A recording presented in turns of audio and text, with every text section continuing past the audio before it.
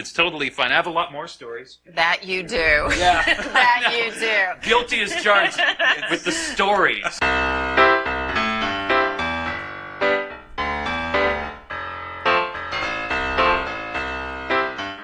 Hey, welcome once again to I've Got Something to Say. I'm Chris Whiting. Thank you for tuning in and listening to my podcast. Hope you enjoy this week's edition, which is entitled, Can I Have Some More, Please? I recently became part of a closed Facebook group called the Ne'er-Do-Wells, and these are some funny freaking people. And they post some stuff that, you know, is probably not fit for public consumption, but typically and consistently very hilarious, just not always appropriate for mixed audiences. So I mostly just lurk and watch what they post about. But I noticed that one of the people in the group had the name of a guy I went to high school with. And that name, Paul, you may remember, Brad Fisher. You remember Brad?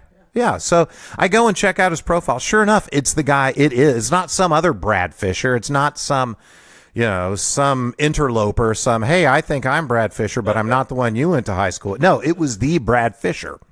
So I was talking to my wife, Jane, about this and telling her, what I remember, I didn't know Brad well, but he had a good friend named Phil, and these guys were all older than me. I don't know if they were 2 years or 1 year older, something like that. And Phil, I had been in some art classes. Phil, I cannot remember his last name, but he was friends with Jeff Bethke, if you remember Jeff. Yeah, Phil had like Elvis chops on the side of his face. Anyway, I think I had art class with him. Now, I had a good friend, and he and I did announcements together for the school all the time. Oh, yeah. It was you, Paul. Oh, cool. Yeah. So it was pretty cool. Yeah. So I remember Phil approached me one day. He's like, hey, man, me and my friends are doing some announcements for something. We're going to record them, but we're looking for for an idea man, somebody that's creative and can help us come up. Can you come help us out? And I'm like, yeah, of course I can. And I thought, wow, this is really cool. Like, the older guys want to hang out with me, and they think I'm creative and funny. Oh, my God. Like, this is my check. Don't screw this up, Chris. Don't fuck it up, man. This is your chance. For what? I don't know. But I was so excited that they even thought of me. So we go over to whoever's house we were at. I don't know if it was Brad or Phil or somebody.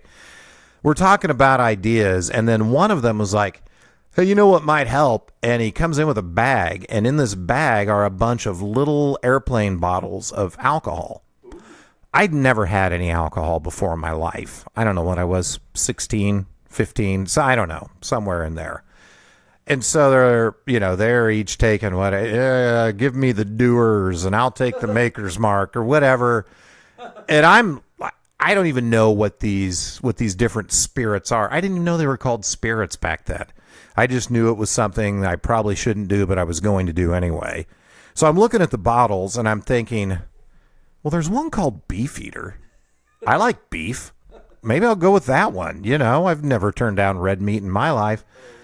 So they hand me the Beefeater, which is fun to say, but disgusting to drink. And it's a gin, for those of you that don't know.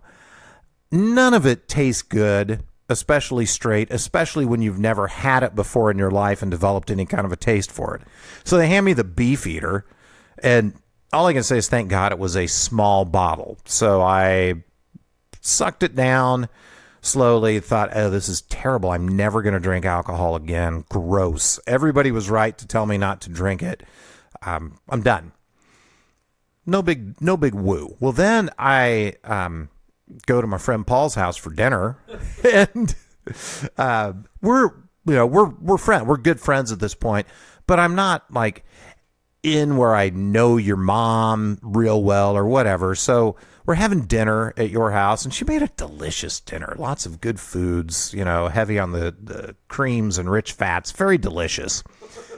And she's asking me what I want to drink, and she's in the fridge, and she's like, let's see. You got, soda, juice, OJ, purple stuff. Oh, Sunny D. I'm like, no, wait, you said OJ? She's like, yeah, we got orange juice.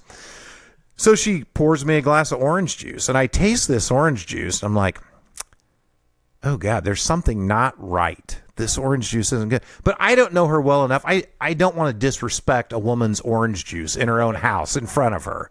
You know, how gauche would that be?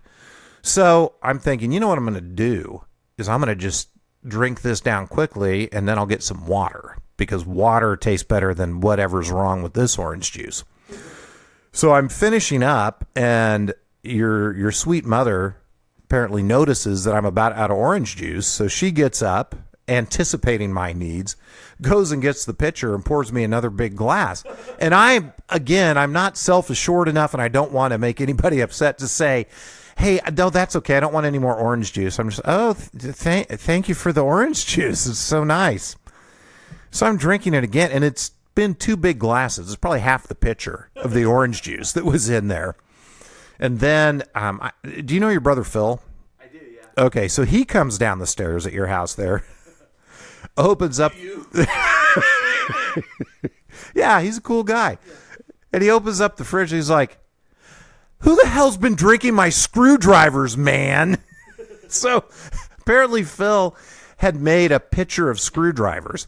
Now, what's interesting to me that it hadn't dawned on me until I'm telling it, we're 16, 15, whatever we are. He can't be old enough to drink at that point. He's only 3 years older than us. So he's 18 or 19.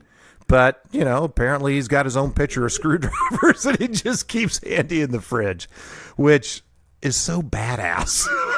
It's, God, I wish I had ever been that cool in my life. Even today, I don't have a pitcher of screwdrivers in my fridge. So you would think, based on those 2 things, that I would never have gained a taste for alcohol. And if you thought that, you'd have thought wrong. So that does it for this edition of I've Got Something to Say. Thanks so much for tuning in. Really appreciate the loyal listenership and everybody that takes a little time out of your limited lifespan to listen to this. Hey, big thanks to Paul and the good folks at KCTK Radio for producing and making this podcast happen. Would not be happening, would not be coming to you if it wasn't for them. Please, please, please check out all of their quality programming. Lots of good podcasts brought to you by KCTK. This is just one of them.